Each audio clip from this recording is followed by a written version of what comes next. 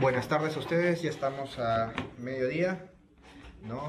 12:02 minutos. Soy el doctor Walter Alarco, cardiólogo clínico, encargado de la unidad de insuficiencia cardíaca y trasplante del INCOR, y que ha sido miembro del grupo elaborador de la guía de práctica clínica de síndrome coronario agudo. Lo que hemos hecho, lo que se ha trabajado hace 2 años, porque este es un producto del 2017, ha sido la de adaptar una guía clínica. Dentro del proceso de adaptación de una guía clínica, desde un punto de vista metodológico, es la de ponderar varias guías para ver cuál es la que tomamos al final.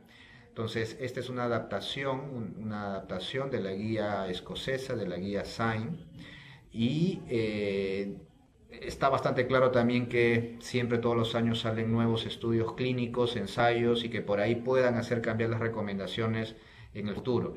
Luego vamos a ver que en realidad no ha habido mayores cambios, o por lo menos algún estudio pivotal importante que pudiera hacer cambiar drásticamente las recomendaciones que se han vertido en esta guía clínica. Bueno, este es el grupo elaborador, yo soy uno de los miembros, están otros colegas del INCOR, tanto cardiólogos clínicos, intensivistas y hemodinamistas, en conjunto con los expertos del JETSI para lo que es la elaboración de la guía clínica. ¿Cuáles son los objetivos que se buscan en esta guía? Son 4 objetivos.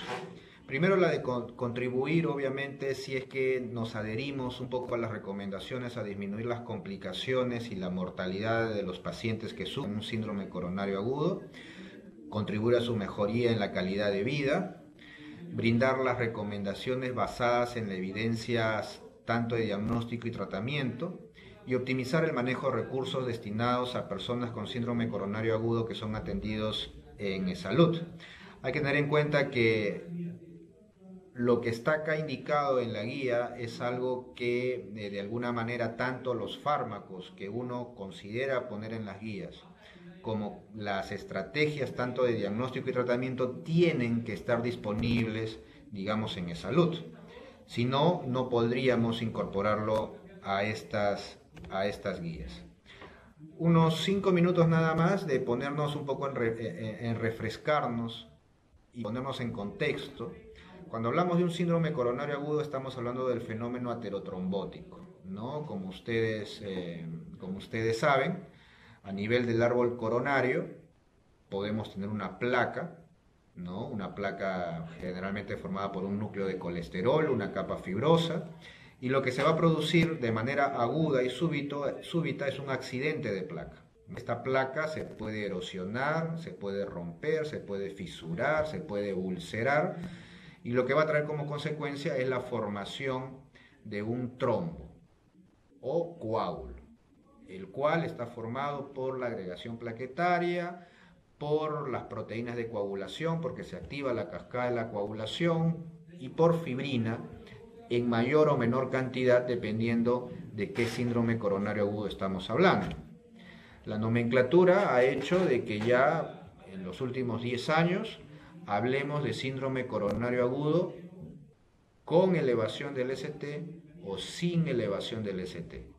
Lo que antes simplemente decíamos un infarto Q y un infarto no Q, ¿no? La fisiopatología, ¿de qué manera cambia? Bueno, aquí tenemos mayor depósito de fibrina y además es un trombo oclusivo. En el síndrome coronario agudo sin elevación del ST, lo que tenemos es un trombo suboclusivo, también hay un accidente de placa, pero es suboclusivo, que en algún momento pudo haber bloqueado de manera total la luz del vaso, sí, pero nuestros propios fenómenos de fibrinolisis hacen de que esto no perdure en el tiempo, ¿no? Y al final, en realidad, lo que queda es un trombo suboclusivo, y es lo que antes se denominaba también el trombo blanco, a diferencia del ST elevado, que se le denominaba un trombo rojo por la gran cantidad de fibrina que tenía. Luego, las enzimas cardíacas son las que nos van a llegar a determinar si este síndrome coronario agudo, ST elevado o ST no elevada, termina siendo un infarto, ¿no? O sea, si hay necrosis asociada. Generalmente, y por eso la flecha mayor, ¿no? En el ST elevado, casi todos terminan siendo un infarto Q, un infarto con una necrosis total. A diferencia del ST no elevado, en donde la mayoría son infartos no Q. No forma Q en el electrocardiograma, o muchos de ellos también terminan desarrollando solamente una angina inestable sin necrosis. Aquí lo vemos desde un punto de vista electrocardiográfico, tanto el gráfico de la izquierda como el del centro son alteraciones que se pueden dar en un SICA ST no elevado, infradesnivel del segmento ST, o una inversión de la onda T. ¿Puede haber un SICA ST no elevado con un electrocardiograma normal? Sí. Y ahí lo que importa sobre todo es la clínica. Si yo tengo un paciente con un dolor torácico típico, así mi electrocardiograma esté normal, yo puedo calificarlo como un SICA ST no elevado y progresar con el estudio diagnóstico y la observación del paciente. En los pacientes con SICA ST no elevado van a ser relevantes para el diagnóstico final y el tratamiento las enzimas cardíacas. En un ST elevado yo voy a pedir enzimas cardíacas igual, pero no voy a esperar las enzimas cardíacas para tomar decisiones de manejo. El hecho de yo tener un ST elevado ya es sinónimo de arteria ocluida, arteria tapada. Y mi decisión de abrir esa arteria va a ser netamente con el electrocardiograma. Sabemos, sobre todo hablando del SICA ST elevado, ¿no?, que acá son importantes los tiempos. Tiempo es sinónimo de músculo. Mientras más me demore yo en abrir una arteria, más va a ser la cantidad de músculo cardíaco comprometido y que se va a morir. Yo tengo dos estrategias de reperfusión, o sea, de abrir un vaso: la fibrinolisis y la angioplastía. La fibrinolisis es una reperfusión farmacológica y la angioplastía es una reperfusión mecánica. Obviamente, la mayor tasa de éxito va a ser con la angioplastía.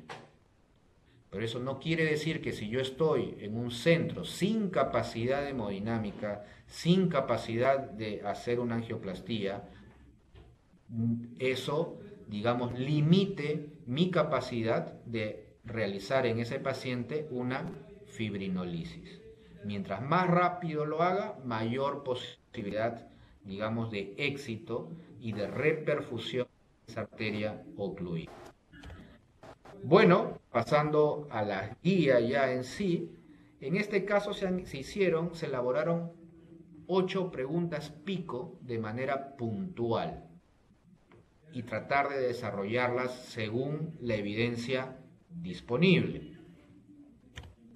La primera pregunta es: ¿cuál es el costo-efectividad y la efectividad clínica de las medidas seriadas de la concentración de troponina plasmática usando un estudio de alta sensibilidad dentro de las 4 horas de presentación, comparadas con la medida seriada de troponina convencional por 10 a 12 horas para la exclusión de un infarto? Esta pregunta pico es útil sobre todo para los pacientes con un síndrome, con una sospecha de un síndrome coronario agudo ST no elevado, o que venga un paciente con un dolor torácico típico, dolor opresivo, retroesternal, quizás ha tenido algún síntoma neurovegetativo, sudoración fría, náuseas, ¿no?, más de 20 minutos, más de 25 minutos, y de repente pues llega a la emergencia y no tiene un electrocardiograma sin alteraciones, o tiene un electrocardiograma con alteraciones mínimas, un infradesnivel pequeño, ondas T negativas. Obviamente, como repito, un electrocardiograma con un segmento ST elevado ya es casi sinónimo de infarto agudo de miocardio ST elevado, y no voy a esperar mis enzimas para tomar decisiones. Bueno, lo que tenemos es que el mayor peso está dado por ahora en lo que puede significar el uso de las troponinas convencionales haciendo un control al ingreso y a las 12 horas, ¿no? Aquí lo que hay es una recomendación a favor de esta estrategia.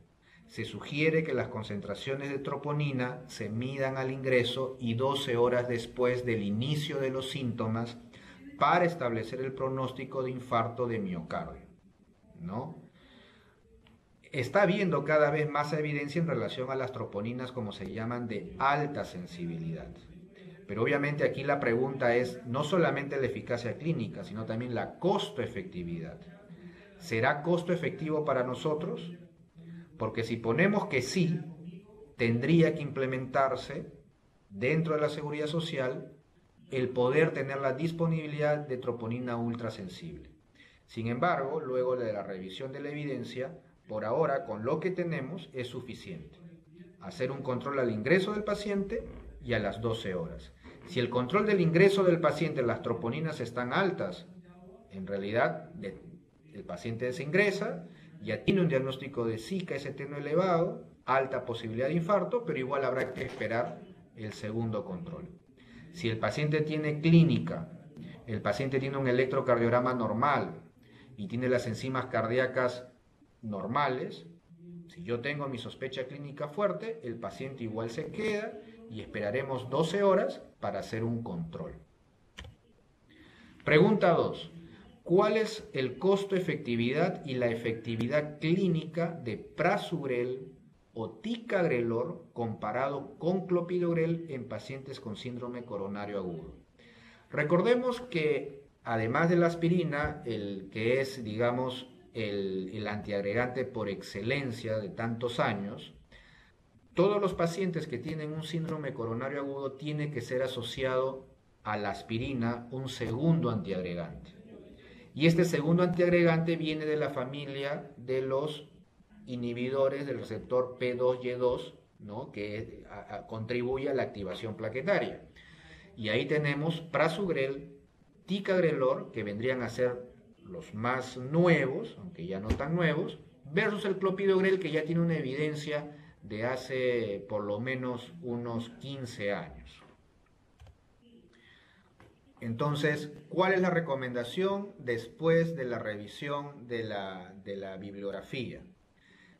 En presencia de cambios isquémicos electrocardiográficos, los pacientes con síndrome coronario agudo deben ser tratados inmediatamente con aspirina, 300 miligramos de dosis de carga.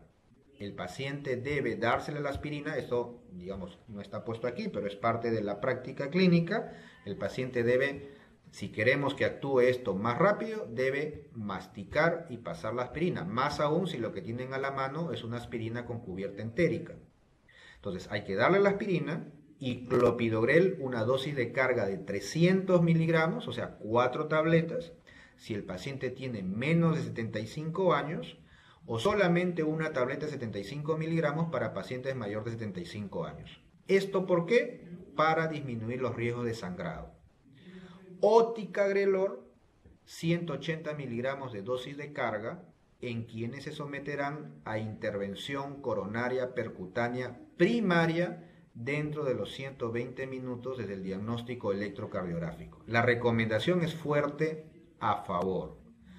Por tanto, si uno es digamos, lo ve esto de una manera mucho más amplia, está claro que uno puede utilizar Clopidogrel o puede usar Ticagrelor. A raíz de esta guía es que Ticagrelor ha sido incluido al petitorio farmacológico. Hay que revisar lo que son las directivas del JETSI, de la aprobación de fármacos, y está Ticagrelor, sino que hay que hacer el expediente luego que sustente con el nombre de nuestro paciente, las características, lo que pide el JETSI para dar el Ticagrelor. Pero se puede gestionar, o sea, está aprobado. Pero sin embargo, ese es punto número 1. Punto número 2, que aquí nos hablan si el paciente va a ser sometido a una angioplastía. Si el paciente va a ir a un cateterismo, le daría el Ticagrelor. Si no va a ser ese el camino, entonces no debería pensar en el Ticagrelor. Segundo párrafo, Para los pacientes con síndrome coronario agudo, en quienes los riesgos del uso de ticagrelor sangrado, por ejemplo, un paciente de mayor edad, superan los beneficios, reducción de la recurrencia de eventos aterotrombóticos, se puede considerar aspirina, 300 miligramos, y el clopidogrel, ¿no? Como lo dijo yo, esta es una recomendación un poquito menor, condicional, pero a favor. Si es que hay mucho riesgo de sangrado, pero nuevamente, en aquel paciente, aunque aquí no está puesto, pero en aquel paciente que va a ser sometido a una intervención percutánea. Y por último, una buena práctica clínica, ticagrelor no debería ser utilizado como adyuvante de fibrinolisis porque no ha sido estudiado en este escenario. Y aquí sí, de repente un comentario adicional. No fue estudiado, no teníamos evidencia hasta el 2017. En estos 2 últimos años ha salido un estudio que se llama estudio TREAT, que no demostró beneficio de ticagrelor en el escenario de pacientes que fueron sometidos a fibrinolisis.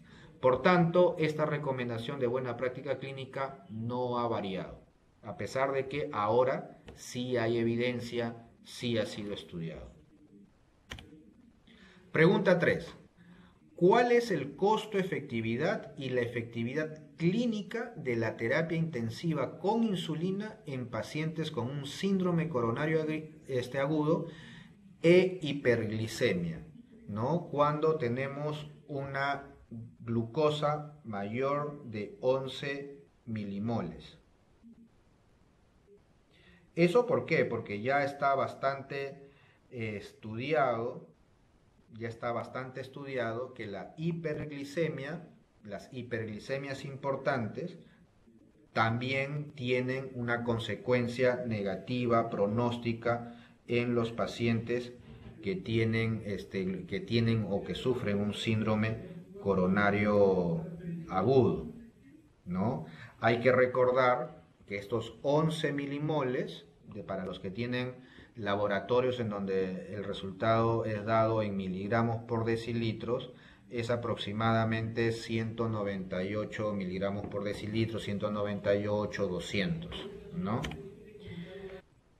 Entonces, aquí está la recomendación. Los pacientes que tienen un síndrome coronario agudo confirmado y diabetes o hiperglicemia marcada, mayor de 200, deben tener un control inmediato de la glucosa, con el valor objetivo de 7 a 10.9 milimoles por litro o 126 a 196 miligramos por decilitro. Esto es importante. Entonces, acá es independientemente de que si el paciente llegó a la emergencia y no estuvo en ayuno, le hice un control de glucosa y había comido ya solamente hace 2 horas, no importa. El contexto ya es de un paciente que está teniendo un síndrome coronario agudo, le hago un hemoglucotest o le saco una glucosa y la encontramos en 220, 250, 300. Entonces el paciente, la idea es que se reduzca esta glucosa por debajo de 200 miligramos por decilitro o debajo de 11 milimoles por litro, como ustedes quieran mencionarle la unidad de medida según sus laboratorios. Para terminar la pregunta 3, ¿de qué manera lo podemos hacer? Pues existen las insulina en infusión, hay que preparar o hay que tener un protocolo, no solamente es puede ser insulina en infusión, dependiendo de qué tan alto esté, puede ser una escala móvil, ¿no? La idea es que mantengamos glicemias mucho más bajas. Pregunta 4. ¿Cuál es la efectividad clínica de trombectomía en pacientes con un infarto agudo de miocardio ST elevado? Quizás esta pregunta es más relevante para quienes tienen una sala de hemodinámica y entran con el paciente a hacer el cateterismo, encuentran una arteria cerrada, ocluida totalmente. Entonces existen catéteres especiales que ayudan a aspirar, a sacar el trombo, ¿no? El paciente igual va a recibir su doble antiagregación, su anticoagulación, pero este es un tema bastante específico en relación a esta estrategia que es la trombectomía. Entonces, terapia de reperfusión para síndromes coronarios con elevación del segmento ST, la trombectomía no debería ser usada de manera rutinaria durante la intervención percutánea primaria. ¿Cuál podría ser, por ejemplo, un escenario? Quizás un paciente en shock cardiogénico, ¿no? En donde de repente, pues sí deberíamos intentar hacer algo más por este paciente muy crítico. Pero por eso dice, de manera rutinaria, o sea, no es, digamos, no hay necesidad de comprar catéteres para trombectomía de manera rutinaria, porque no hay necesidad de utilizarlos. Pregunta 5. ¿Cuál es el costo-efectividad y la efectividad clínica de la intervención coronaria percutánea multivaso comparada con un solo vaso en pacientes con un infarto agudo de miocardio, ST elevado y enfermedad coronaria multivascular? De igual manera, esta recomendación es mucho más práctica para aquellos pacientes que van a una sala de hemodinámica, ¿no? Yo tengo un paciente, le hago su electrocardiograma, veo que tiene elevación de derivaciones, ST elevado en derivaciones 2-3 ABF, y de repente también en la cara posterior B1, B2, infradesnivel, imagen en espejo, y es un infarto inferoposterior. El paciente va a sala de hemodinámica y se le encuentra la arteria ocluida, ¿no? Porque es un ST elevado, la arteria coronaria derecha, pero como uno hace un cateterismo y pinta arteria coronaria derecha, arteria coronaria izquierda, ve que hay una lesión importante de un 85% en una arteria circunfleja, en una diagonal. Entonces la pregunta pasa por ese lado: ¿solamente debo abrir la arteria relacionada al infarto, lo que le llamamos a veces la ARI, ¿no? O sea, la coronaria derecha, o también debo dedicar mi tiempo en desobstruir y poner stent en las otras arterias? Entonces, los pacientes con síndrome coronario agudo con elevación del segmento ST deberían ser tratados inmediatamente con ICP primaria, pero solamente el vaso culpable. Esa es una recomendación fuerte a favor. Incluso los pacientes con shock cardiogénico también es solamente la arteria relacionada con el infarto. Salió publicado ya un estudio que es el Culprit Shock Trial, que demostró eso, ¿no? Que habría que abrir sobre todo la arteria relacionada al infarto. Pregunta 6. ¿Cuál es la ruta de acceso arterial preferida en pacientes con síndrome coronario agudo sometidos a angiografía coronaria con intervención coronaria percutánea? En pacientes que tienen un SIC-ST elevado, el acceso vascular de elección debería ser la arteria radial. Nuevamente, esta es una recomendación más que todo para que lo tengan en cuenta los hemodinamistas, los cardiólogos hemodinamistas, cuando el paciente va a una sala hemodinámica a hacerse el cateterismo. La arteria radial, a diferencia del acceso femoral, pues trae menos complicaciones. El tema pasa más por un tema de seguridad y complicaciones. Pregunta 7. ¿Cuál es el costo-efectividad y la efectividad clínica de intervención coronaria percutánea completa comparada con cirugía de bypass en pacientes con un SICA-ST no elevado? ¿Por qué la pregunta? Porque, a ver, en SICA-ST elevado la cosa está bastante clara en cuanto a lo que es tratamiento farmacológico. Bueno, en ambos el tratamiento farmacológico es muy similar: doble antiagregación y anticoagulación. Si hay angina y tenemos una buena presión, agregaremos nitratos, agregaremos estatinas. Ese es el tratamiento farmacológico convencional de ambos, son iguales. Sin embargo, los pacientes con SICA-ST no elevado, la gran mayoría de ellos son pacientes que tienen enfermedad coronaria multiarterial. Generalmente es más de una arteria la enferma. Cuando encontremos ello, entonces ahí surge la pregunta: ¿poner stents? 2, 3, 4 a las 2, 3 arterias que se puedan encontrar enfermas, o el paciente debería ir a una cirugía de bypass. En pacientes con Zika-ST no elevado y enfermedad coronaria tributaria de revascularización, la cirugía de revascularización de la arteria coronaria debería considerarse para pacientes con diabetes, enfermedad de tronco principal o enfermedad arterial coronaria multivaso. La intervención coronaria percutánea debería considerarse para pacientes con puntuación Syntax de 22 o menos o aquellos con alto riesgo quirúrgico. Entonces te está separando dos cosas bastante claras. Hay una evidencia, si bien es cierto, no es fuerte, pero la recomendación va a favor de recomendar lo que se acaba de decir. Si yo tengo un paciente con un Zika-ST no elevado, le hago un cateterismo y es diabético, o tiene enfermedad de tronco, o tiene una enfermedad arterial coronaria multivaso, yo debería preferir la cirugía. Si yo tengo lesiones accesibles, y para eso existe una puntuación que deben conocer los hemodinamistas, que es la puntuación de Syntax, que me dice más o qué tan complejas son estas arterias, ¿no? La lesión es larga, es corta, es ancha, no es ancha, es una lesión de bifurcación que compromete el nacimiento de otra arteria, y eso es el puntaje de Syntax.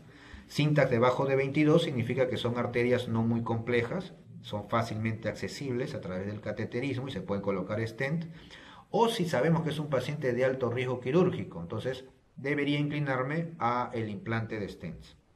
La selección de la estrategia de revascularización debe acordarse en consulta con el paciente y el equipo multidisciplinario, que es lo que se denomina el Heart Team, el cardiólogo clínico, el cardiólogo intervencionista, tomando en cuenta las preferencias del paciente, la complejidad de la enfermedad, las comorbilidades y la experiencia local.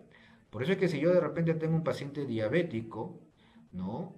La recomendación es cirugía, pero si el paciente, digamos, no son lesiones de alto riesgo y el paciente no es de alto riesgo quirúrgico, también se podría plantear una intervención percutánea. Pregunta 8, última pregunta. ¿Cuál es la duración óptima, costo-efectividad y efectividad clínica de la terapia antiplaquetaria dual en los pacientes con síndrome coronario agudo?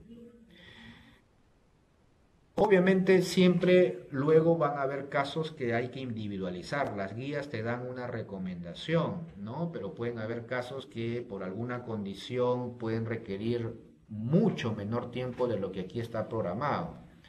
Lo que sí es cierto es que, como lo dije al inicio de esta presentación, los pacientes con un síndrome coronario agudo requieren una antiagregación plaquetaria doble, aspirina más clopidogrel o ticagrelor en nuestra realidad. Vayan o no vayan a una intervención coronaria percutánea. Me refiero a la doble antiagregación. En esta guía, el ticagrelor está solamente restringido a los pacientes que van a una intervención coronaria percutánea. ¿Pero por cuánto tiempo? Algunos dicen 3 meses, otros dicen 6 meses, otros dicen 1 año. Lo cierto es que 30 días de todas maneras, porque es esos 30 días las de mayor carga isquémica que tiene un paciente. Debería haber una justificación muy fuerte para que un paciente que ha tenido un síndrome coronario agudo, y más aún si se le ha colocado un stent, tenga que suspender la doble antiagregación en menos de 30 días. Ahora, ¿por cuánto tiempo hay que darle? Pues un poco, aquí tenemos la respuesta. 6 meses. Fuerte a favor. Los pacientes con Zika deben recibir tratamiento antiplaquetario doble durante 6 meses. Pueden utilizarse periodos más largos cuando los riesgos de acontecimientos aterotrombóticos superan el riesgo de sangrado. Por ejemplo, pacientes que se les ha colocado varios stents, pacientes diabéticos, pacientes que han tenido trombosis de stent, han hecho un infarto porque un stent previo que tenían puesto se trombosó. Son pacientes de alto riesgo, entonces en ellos posiblemente, si no hay mucho riesgo de sangrado, yo podría continuar con la doble entregación. No se le ha puesto un límite a esta recomendación, si sería un año, año y medio, de manera permanente.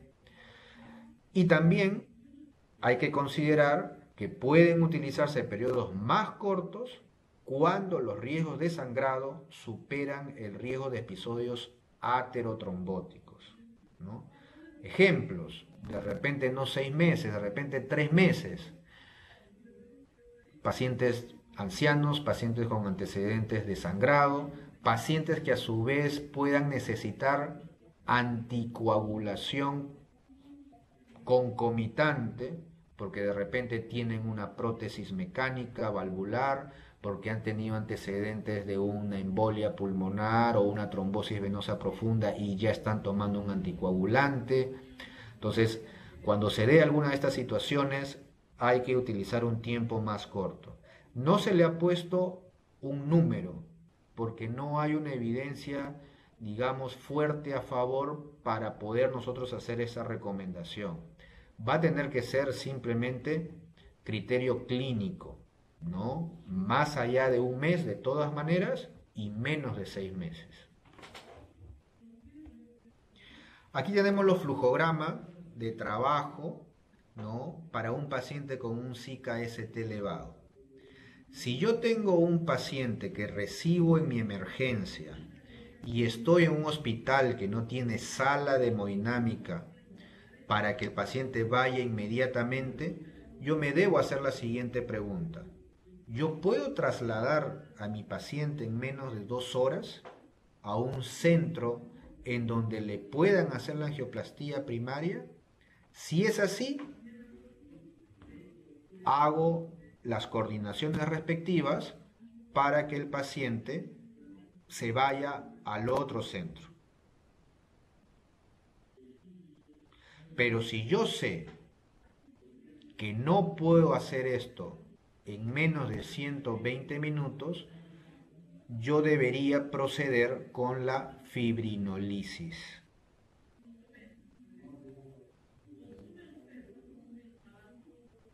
Y ahí lo que hay que dar es aspirina más clopidogrel como la doble antiagregación asociada. Si yo estoy en un centro con capacidad de hacer una angioplastía primaria, entonces procedo a la angioplastía primaria. Y ahí yo optaré por la combinación aspirina más ticagrelor. No tengo ticagrelor en mi farmacia, daré aspirina clopidogrel. Yo luego puedo reemplazar el clopidogrel por ticagrelor cuando ya lo tenga disponible. Si es dentro de los primeros 30 días, solamente hay que tener en cuenta, no está puesto en esta guía, está puesto en otras guías, que hay que hacer una recarga. La primera, al introducir el ticagrelor, tendré que dar 180 miligramos de dosis de carga y después 90 cada 12. Si el paciente yo lo trombolicé, la reperfusión fue fallida, ¿qué significa eso? Yo veo mi electrocardiograma al final de la trombolisis y veo que ese ST elevado no ha caído más del 50%. Esa es una reperfusión fallida. Entonces yo debería trasladar a mi paciente hacia un centro que tenga capacidad hemodinámica para una angioplastía de rescate. Si la reperfusión no es fallida, igual debería trasladarlo. Porque vean ustedes, traslado inmediato a un centro con ICP después de una trombolisis. Yo ya por lo menos gané tiempo e hice la fibrinolisis a mi paciente. Si no conseguí nada, le llamamos angioplastía de rescate. Pero si igual la trombolisis fue exitosa, yo debo igual trasladarlo. Ya no le llamo reperfusión fallida, sino reperfusión exitosa, pero lo que hago es completar la estrategia. El paciente va hacia el centro que tiene cateterismo y a esto se le llama la terapia fármaco invasiva. y tengo 24 horas para poder hacerla. Entonces, si yo estoy de repente en un centro de provincia que mi paciente tiene un infarto, lo fibrinolizo. Exitosa, igual ya se coordinará, tengo todavía tiempo para poder entrar a sala de hemodinámica, pero no corriendo, ¿no? Esto es un tema que tiene que ver mucho con la logística y con el transporte de salud, ¿no? A veces incluso tenemos, yo que trabajo en el INCOR, pacientes en el Rebagliati, ¿no? Si no hay disponible una ambulancia rápidamente para que lo traslade, a pesar de estar a la espalda, al paciente se le fibrinoliza y luego va a INCOR. No son la mayoría de los casos, la mayoría de los casos hay ambulancia disponible, el paciente da la vuelta y se le hace su angioplastía rescate, sobre todo en quizás horarios en donde ellos no puedan contar con una sala de hemodinámica. Pero el paciente debería ser sometido a una estrategia de reperfusión. Ese es el gran objetivo en el SICA-ST elevado. En el SICA-ST no elevado, hay que tener en cuenta lo siguiente. El paciente va a recibir una terapia farmacológica, aspirina, ticagrelor clopidogrel y la anticoagulación. Debemos estratificar el riesgo del paciente, porque de eso dependerá mi premura para poder transferirlo. Si yo no tengo sala de hemodinámica, ¿no? ¿Con qué premura? El paciente de riesgo muy alto debería haber un cateterismo en menos de 2 horas. El de riesgo alto tengo 24 horas para poder hacer una estrategia invasiva precoz. El de riesgo intermedio tengo hasta 3 días. Entonces estratifico el riesgo muy alto, alto o intermedio, sí, angiografía. No, yo puedo tener a mi paciente, observarlo, completar los días de anticoagulación, antiagregación, no necesariamente ese paciente va a terminar en un cateterismo, pero si hay síntomas recurrentes, nuevos episodios de dolor, cambios electrocardiográficos que se den sobre todo durante el episodio de dolor, hay que transferirlo. Si no se dan estas situaciones, yo a mi paciente le puedo hacer algún tipo de estudio de estrés. No lo hay, terapia de mantenimiento, su aspirina, ticagrelor o clopidogrel, estatinas, beta bloqueador e inhibidores de la ECA. Ese es el tratamiento que va a recibir un paciente con un SICA-ST no elevado.